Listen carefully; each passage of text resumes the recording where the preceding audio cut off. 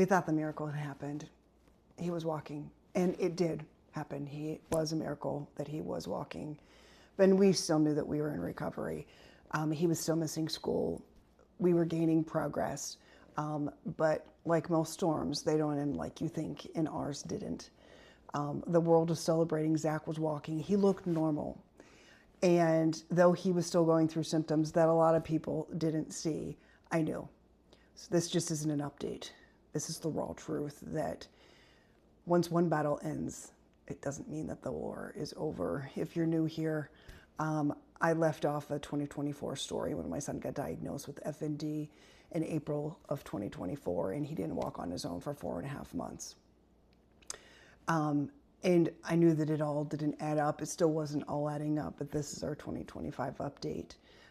In January of 2025, he was still experiencing symptoms. He was still not going to school regularly. We had started a brain detox, and we continued that brain detox because of the inflammation all through 2025. He was having headaches and brain fog and fatigue and gut pain and chills. All of it. We would go to the doctors, of course, to see if anybody could figure anything else out. It was maybe allergies, maybe it's a cold, maybe it's a virus. It was always something without any definitive description of what it could have been.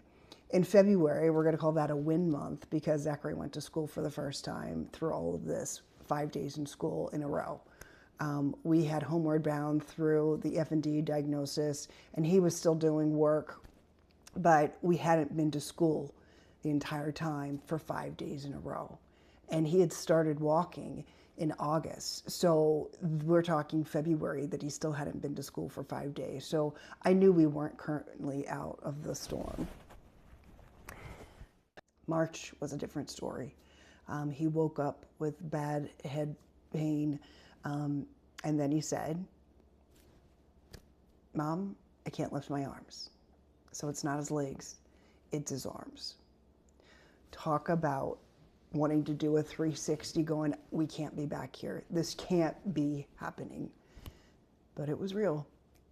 Onto the functional neurologist we went that I trusted, and he basically said, Tanya, it's not the same. Like, we dealt with an autonomic dysfunction at the front of the FND, and this just doesn't look the same.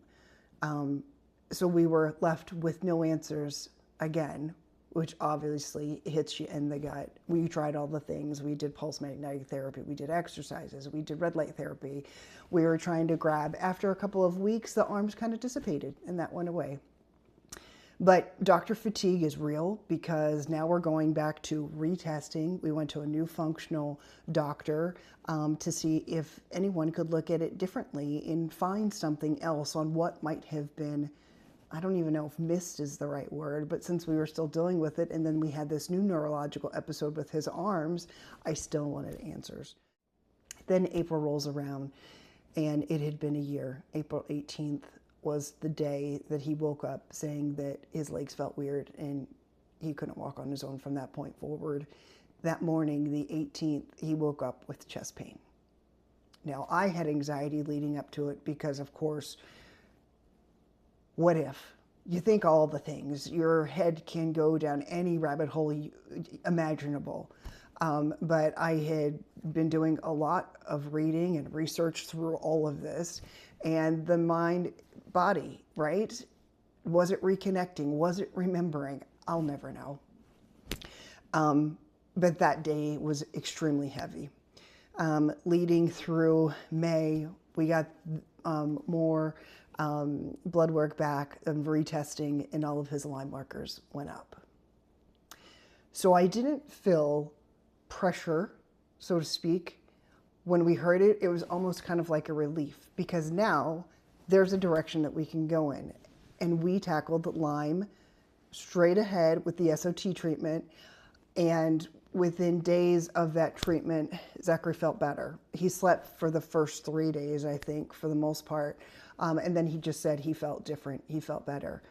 Now, I still think that we have immune concerns. I still think the past infections are affecting us. I think there's still nervous system misfiring at this point. But I knew that we could at least tackle one of those things with the SO2 treatment and help that it started to then recalibrate his entire system. We may never fully understand what triggered everything or what direction it went. There's never going to be an explanation that I can give to a doctor, to a family member in a video from point A to B, because I don't know if one triggered the other. It's just that it was a storm, and the storm compounded that. I do know that because of the amount of layering, that it did compound our healing, to say the least. But I've learned something bigger. The diagnosis wasn't the end of our story. It was the beginning of paying attention. Watching him struggle again was hard on so many levels. It was hard for us as a family. It was hard watching him again. It was hard having him be really good with friends one day and able to be playing football and hanging with kids and being a kid again. And then the next day, he was just not leaving his room because he was too tired and fatigued. But what I know now is clarity comes in layers. And all you can do as a parent is stay steady for the next layer. If something feels unfinished, if you still have that gut feeling of, I don't know, could there be more? I would continue asking questions. You're allowed to be the expert and your child. And I'm glad I kept asking questions. And today we're not in crisis mode anymore. We're still recovering. We still detox, but we're progressing. We haven't had any more neurological conditions, and it may not be perfect, but progress makes a difference.